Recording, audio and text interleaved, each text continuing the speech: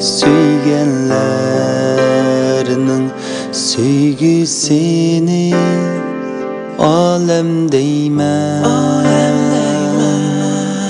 Söygü berip söygü algan yaxşılarni odam deyman. Yaxşılıkka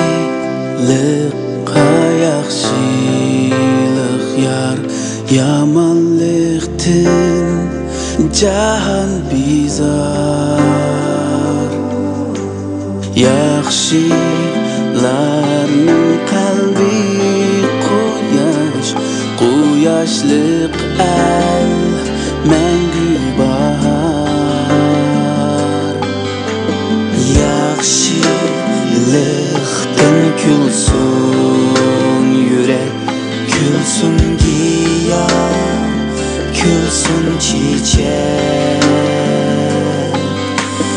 Yaxşılıkka tulsun dünya, kulsun güzel arzu dilek.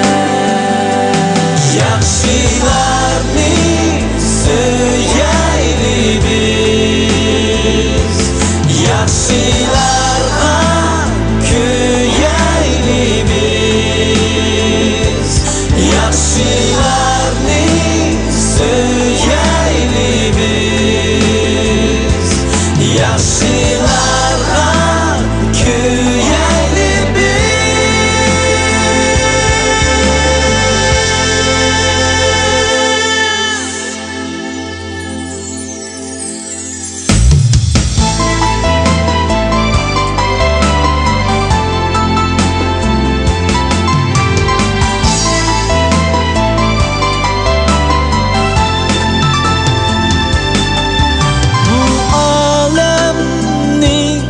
Söygenlerinin söygüsini alem deymen.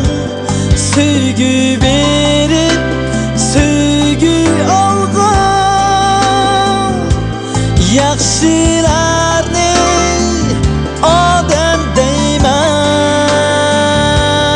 Yaxşılıkka yaxşılık yar, yamanlıktan jahan bizar.